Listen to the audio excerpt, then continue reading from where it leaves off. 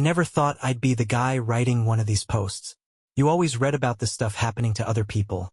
Shake your head, maybe feel bad for them, and then move on with your day. You never think it's going to be your life that unravels in real time, that you're the fool everyone whispers about. But here I am. My wife, Lauren, and I had been together for 9 years, married for 6. We weren't perfect, but I thought we were solid. We had built a life together. A nice house, good jobs, friends we both loved. I was the kind of husband who still left little notes for her, still planned date nights, still told her she was beautiful every morning. And I thought she loved me the same way. But then things started to change. It was small at first. Lauren was always on her phone, always texting with work friends. She'd turn the screen away when I walked by, laughing at something she wouldn't share. Then she started working late. Meetings that ran over, last-minute projects that required her to stay hours after everyone else had left. I wanted to trust her. I did trust her. But then I started noticing other things. She became distant. Our conversations were shorter, her responses clipped. Our intimacy dwindled. She used to cuddle up to me in bed. But now she fell asleep facing the other way. I tried to brush it off, telling myself I was being paranoid. Work stress, right? Everyone goes through rough patches. But my gut told me otherwise. Then came the first real red flag, the perfume. Lauren had a very specific scent she wore, something I'd bought for her birthday a few years ago. But one night, she came home smelling different. It was subtle, but noticeable, something floral and unfamiliar. When I asked her about it, she laughed and said a coworker had sprayed her with a sample at the office. But something about the way she said it, the way she avoided my eyes, made my stomach twist. The second red flag came a week later. She had left her laptop open on the dining table while she took a shower. Normally, I wouldn't have thought twice about it. But the screen lit up with a message preview, and I saw a name I didn't recognize. Nathan. The message was short. Can't wait to see you again. My heart started pounding. Who the hell was Nathan? I debated with myself for a good 5 minutes before I gave in and clicked her messages. What I saw made my blood run cold. There were hundreds of messages between her and this Nathan guy, going back months. Flirty, secretive messages. Jokes that didn't make sense to me. Plans to meet up. Some messages were vague, but others were explicit enough to make me feel like I'd been punched in the gut. Asterisk last night was amazing. Can't stop thinking about you. Asterisk wish I could be with you instead of him. You looked so sexy in that dress today. My hands were shaking as I closed the laptop. I felt sick. I wanted to wake her up right then and there, shove the evidence in her face, demand to know what the hell was going on. But I didn't. I sat there, staring at nothing, trying to make sense of it all. I told myself I needed more proof. I needed to be absolutely sure before I confronted her. So I decided to play dumb. If Lauren was lying to me, I was gonna lie right back. And that's when everything really started to unravel. For the next week, I played the role of the clueless husband.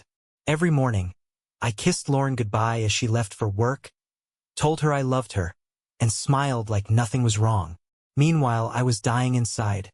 Every text notification that popped up on her phone sent my stomach into knots. Every late-night shower she took felt like another slap in the face. I started digging deeper. I went through our phone records and saw countless calls and texts to a number I didn't recognize. Nathan's number. She wasn't just talking to him during work hours. They had late-night calls, early morning texts, even messages when we were supposed to be having dinner together. One evening, I casually brought up the name Nathan, just to gauge her reaction. Do you have any co-workers named Nathan? I asked as we ate dinner. She barely looked up from her plate. No, don't think so. A blatant, effortless lie. I swallowed my anger and forced a smile. Oh, must have been thinking of something else. That night, while she was in the shower, I went through her purse. I knew it was wrong, but I didn't care anymore.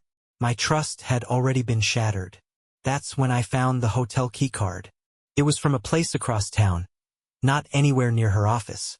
I held it in my hands, feeling the weight of what it meant. I couldn't keep pretending. It was time to catch her in the act. The next day, I took the day off from work.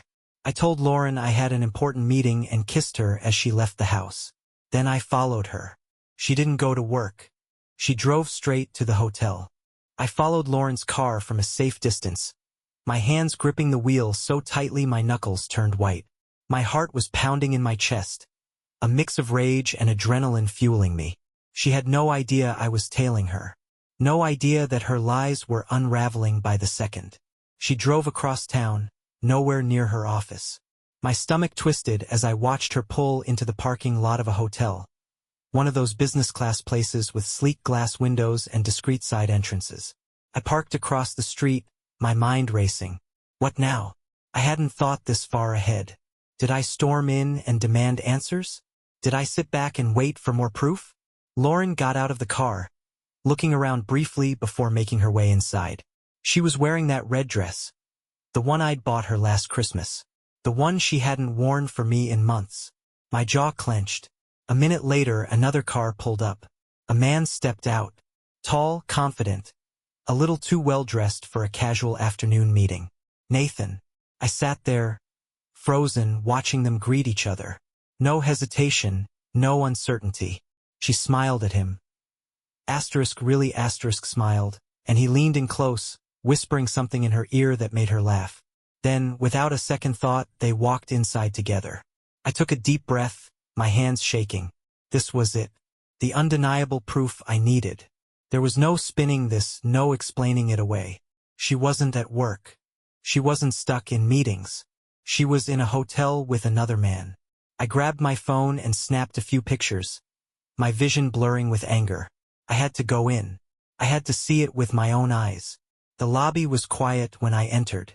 A young woman at the front desk barely glanced at me as I made my way past, heading straight for the elevators. My mind was a fog of rage and disbelief. I checked the hotel keycard I had found in her purse the night before. Room 214. The elevator ride felt like an eternity. When the doors finally slid open, I stepped out into the hallway, my pulse hammering in my ears. Every step I took toward room 214 felt surreal, like I was watching myself from the outside. I reached the door, paused, took one last breath before I knocked. Silence. Then, the faint rustling of movement inside. A muffled voice. Footsteps approaching. The door cracked open just slightly, and I saw Nathan's face first. His expression shifted instantly from confusion to panic. Then Lauren appeared behind him, wrapped in a hotel robe, her eyes widening in sheer horror when she saw me. I didn't say a word. I didn't have to. The look on my face must have said it all. She opened her mouth, but nothing came out. Nathan, the coward, took a step back, his hands raising slightly as if I were about to throw a punch. And believe me, I wanted to. Lauren finally found her voice. It's not what it looks like. I let out a short, bitter laugh. Really? Because it looks exactly like what it is. She reached for my arm, but I jerked away. Wait. Just let me explain. Explain what, Lauren? I spat. Explain why you're in a hotel room with another man while I've been at home thinking you're at work? Nathan took another step back. I should probably. Shut up. My glare pinned him in place. Lauren's face crumpled. Please, let's talk somewhere private. I shook my head. I'm done talking. With that, I turned and walked away, leaving her standing there in the doorway. A mixture of shock and guilt painted all over her face. I don't remember walking back to my car. I don't remember starting the engine or driving home.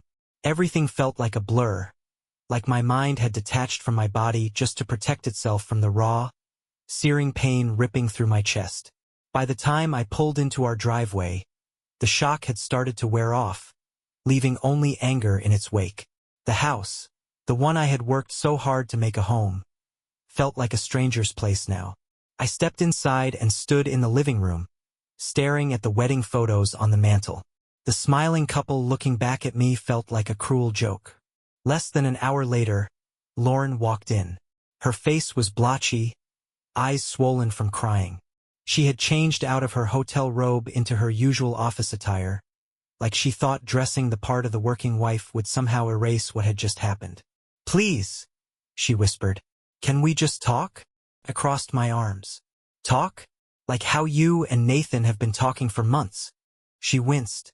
It wasn't supposed to be like this. I let out a bitter laugh. Oh?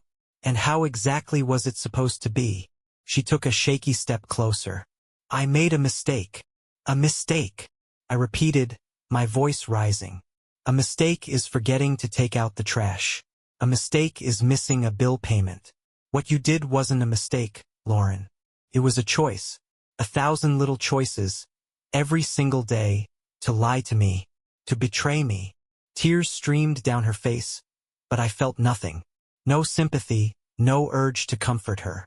That part of me had been burned away in room 214. I love you, she choked out. I shook my head. No, you don't. Yes, I do, she sobbed. I never stopped. Then why? I demanded. Why did you do it? She opened her mouth, then closed it again. Finally, she whispered, I don't know. I scoffed. Of course you do. You just don't want to admit it. She reached for my hand, but I stepped back. I can fix this, she pleaded. We can fix this. I let out a deep breath, suddenly exhausted. No, Lauren, you broke this, and I don't think there's anything left to fix. Silence stretched between us, heavy and suffocating. Finally, I turned away, heading toward the stairs. Where are you going? She asked, her voice trembling. To pack. She let out a strangled sob. No, please. I paused on the first step, looking back at her one last time. The woman I had loved, the woman I had trusted with my entire life, now just felt like a stranger. You already made your choice, Lauren. Now I'm making mine. And with that, I walked away. I barely slept that night. I lay in bed, staring at the ceiling, replaying everything over and over in my head. Every moment, every red flag I had ignored, every lie Lauren had fed me. By morning, the numbness had started to wear off, replaced by a steady, burning resolve. I wasn't going to be the pathetic husband who let his cheating wife string him along. I had seen the truth with my own eyes. Now it was time to act. I got up, showered, and started making calls. First, a divorce lawyer. Then, my job took a couple of personal days. I needed time to clear my head and figure out my next steps. Lauren was already awake when I went downstairs, sitting at the kitchen table, her hands wrapped around a coffee mug like it was the only thing keeping her together. She looked up at me with red-rimmed eyes, but I didn't care. I made an appointment with a lawyer, I said flatly. Her face crumpled. Please don't do this yet. Let's talk first. There's nothing left to talk about. She stood up, her hands trembling. I know I messed up. I know I hurt you. But we have a life together. We have history, You should have thought about that before you got into bed with another man. She let out a choked sob. I don't want to lose you. I shook my head. You already did. I grabbed my keys and walked out. I didn't know where I was going, but I needed to get away, needed to breathe. Driving aimlessly, I ended up at my best friend Jake's house. He opened the door, took one look at me, and knew something was wrong. What happened? She cheated, I said, the words bitter on my tongue. Jake didn't hesitate. Come in. I stepped inside, and for the first time since everything had crumbled, I felt like I had someone in my corner. This isn't going to be easy, Jake said, handing me a beer. But you're not going through it alone. I nodded, gripping the bottle like a lifeline. Maybe things were falling apart, but I wasn't going to let this destroy me. I was done being the fool. It was time to rebuild. The next few days passed in a whirlwind of phone calls, paperwork, and raw emotions. I spent hours with my lawyer going over finances, assets, and what the divorce process would look like. The reality of splitting up a life built over nearly a decade was overwhelming, but every time I felt doubt creeping in, I reminded myself of Lauren in that hotel room with Nathan. There was no going back. Lauren, for her part, had taken to sending me long, desperate texts. She begged to talk, pleaded for another chance, claimed she had made a terrible mistake. First, I ignored them, but after the 10th unread message, I finally responded with a single line.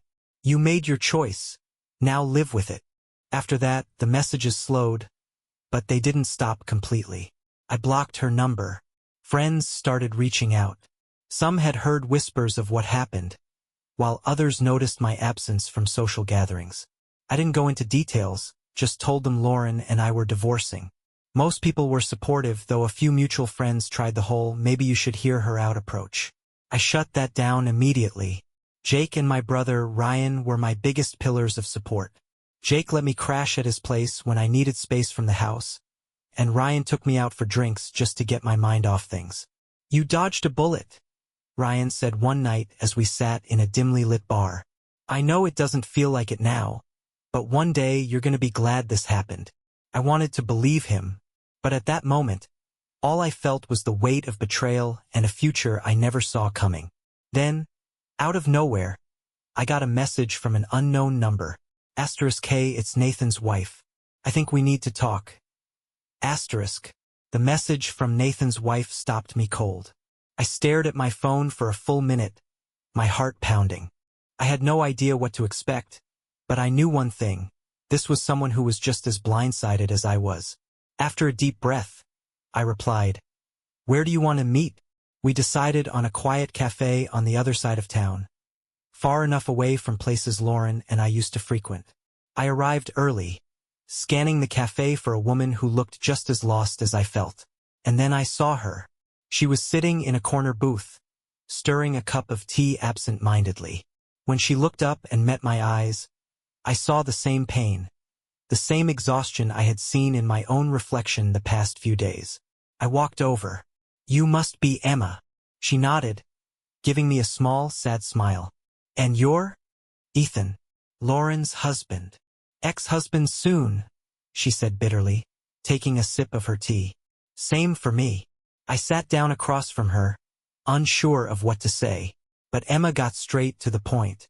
"I found out 3 days ago," she said, setting her phone down on the table. "Nathan left his work email open on our shared laptop.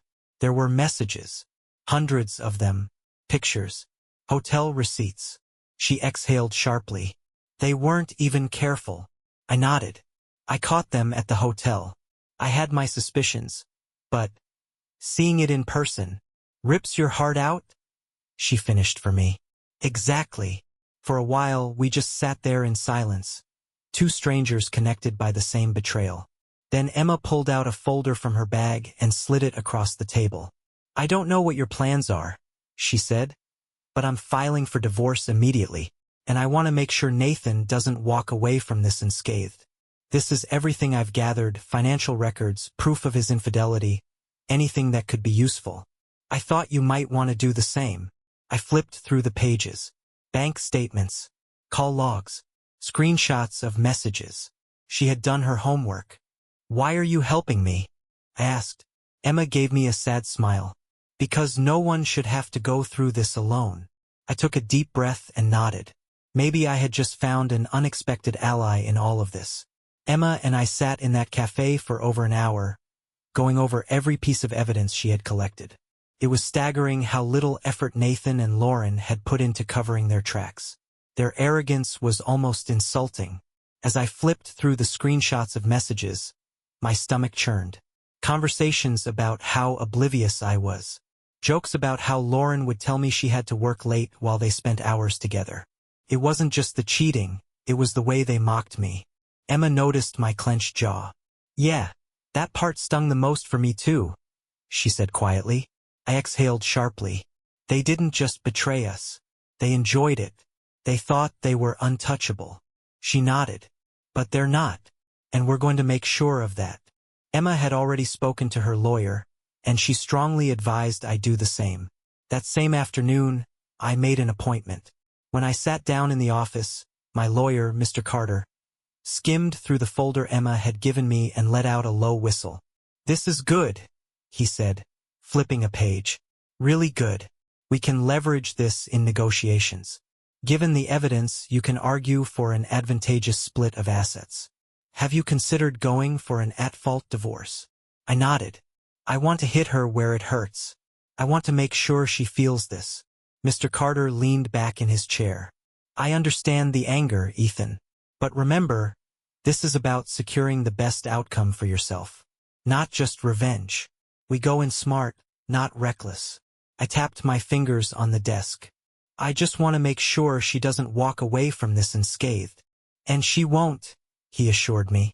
But the best revenge is moving on and making sure you come out of this better off. That night I met up with Emma again.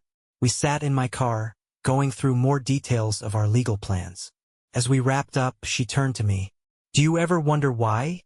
she asked. "Why they did this?" I stared ahead. "All the time. But I don't think it really matters. They did. And now they're going to deal with the consequences." Emma gave a small, sad smile. "Yeah, they are." For the first time in weeks, I felt something close to peace. We weren't just two betrayed spouses anymore. We were a team, and we were ready to fight back. The next morning, I woke up with a newfound sense of purpose. I wasn't just going to roll over and let Lauren get away with this. No, I was going to make sure she felt every ounce of betrayal and humiliation she had put me through. First, I had my lawyer file for an at-fault divorce, citing adultery as the primary reason. Since we lived in a state where infidelity could affect asset division, this was my best shot at ensuring Lauren didn't walk away with half of everything I had worked so hard for. Mr. Carter assured me that, with the evidence Emma and I had gathered, we had a strong case. Then I took the next step. I reached out to Lauren's employer. She and Nathan worked at the same company, and while workplace affairs might not always be against company policy, they were definitely frowned upon.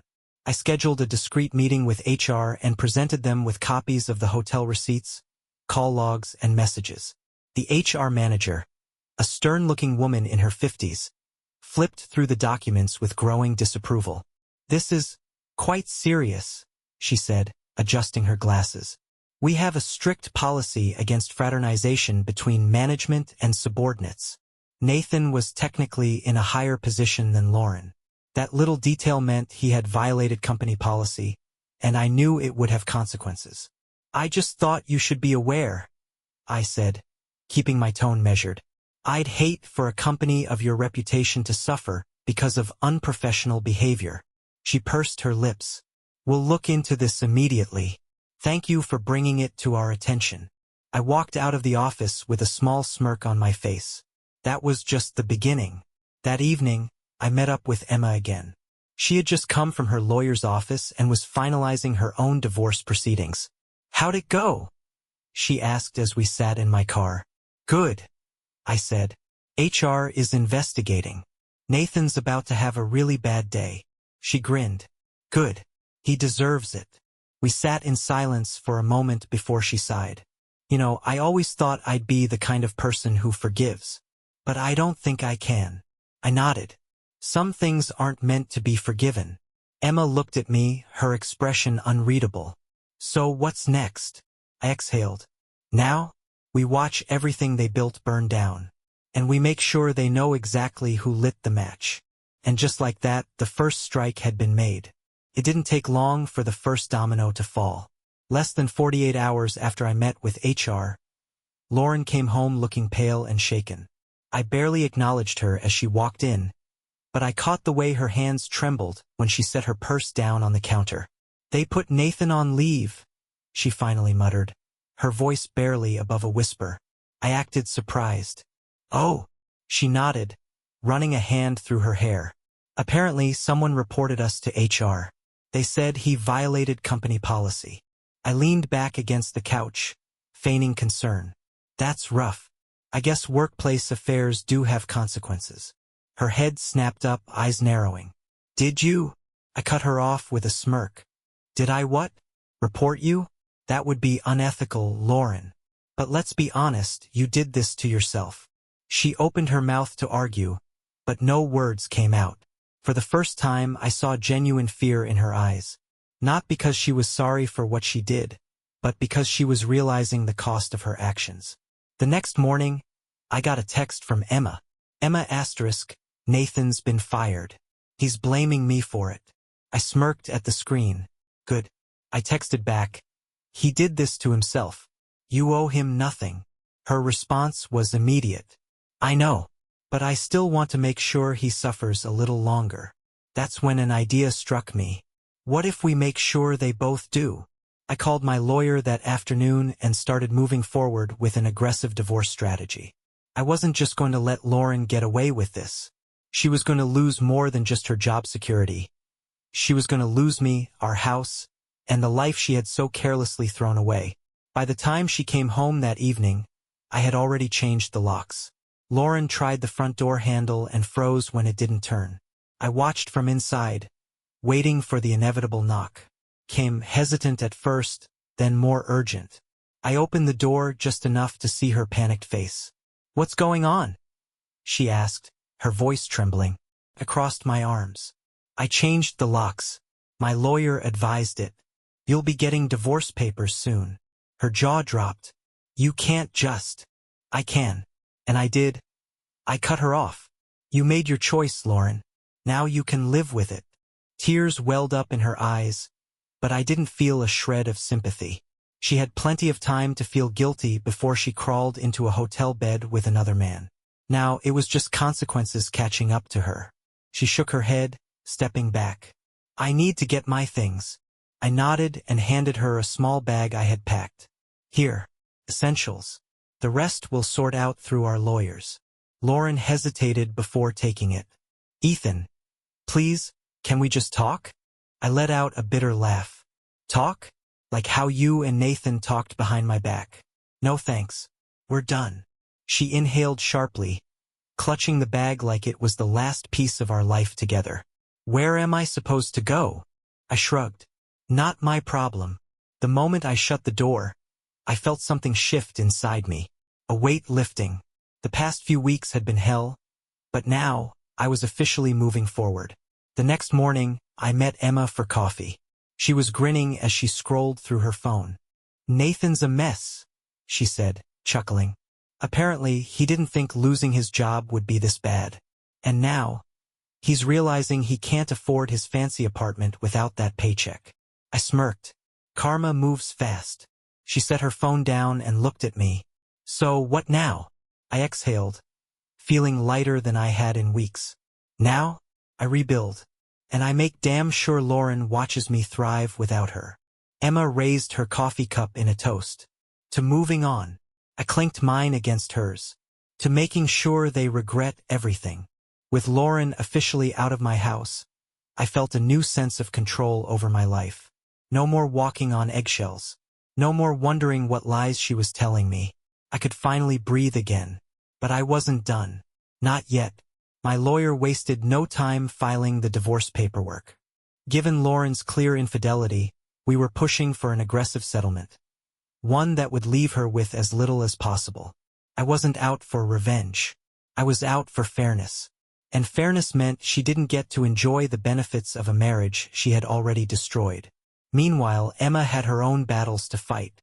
Nathan was still trying to manipulate her, claiming he made a mistake and that they could fix things. But Emma wasn't having it. "He had no problem throwing everything away for a cheap thrill," she told me over coffee one evening. "Now he wants to play the victim?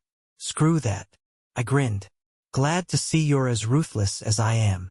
"I'm learning from the best," she said, clinking her mug against mine. Word about the affair spread quickly through our social circles. Friends who had once sided with Lauren began reaching out to me, apologizing for not seeing the truth sooner. Some cut ties with her altogether. One of her closest friends, Jenna, even sent me a message. "Asterisk, I can't believe she did this to you. You deserve better." Asterisk. That night, Lauren texted me.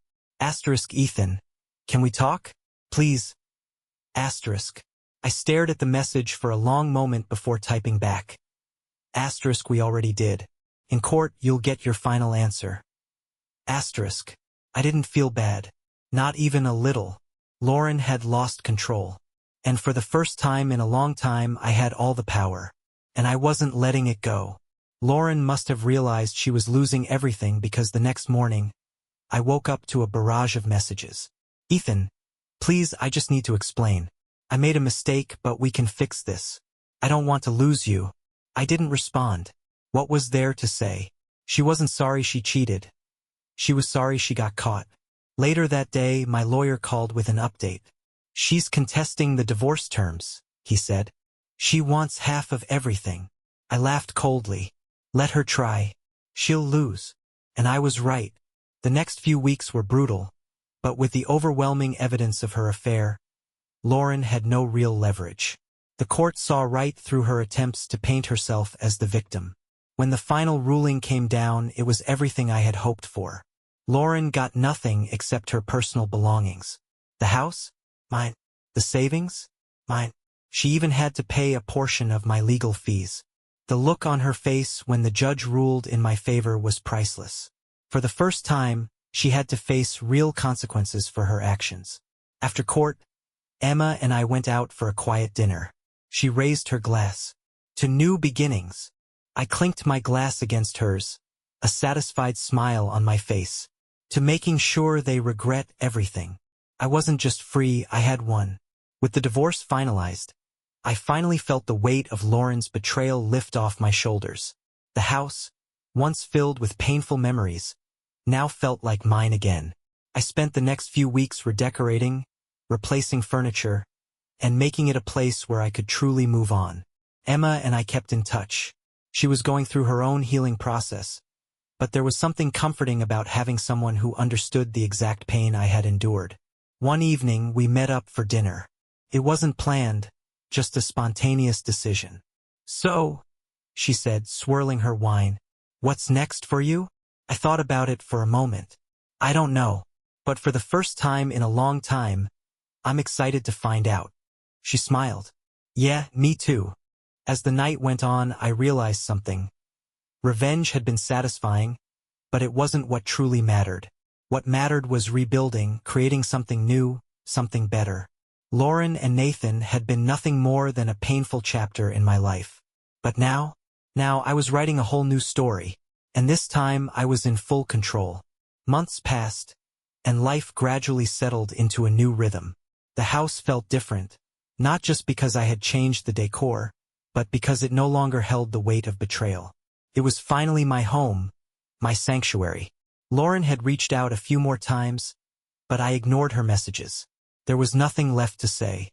She was a chapter one had closed for good.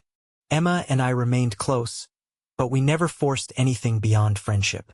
We both needed time to heal, to rediscover who we were outside of the pain we had endured. But I won't lie, there was something there, something unspoken that neither of us was quite ready to confront. One evening, as I stood on my porch with a glass of whiskey in hand, I reflected on everything that had happened. The lies, the pain, the anger. All of it had shaped me, but it didn't define me. For the first time in a long time, I wasn't looking backward. I wasn't dwelling on what had been taken from me. Instead, I was looking ahead, toward the future I was finally free to create on my own terms. And that future looked damn good.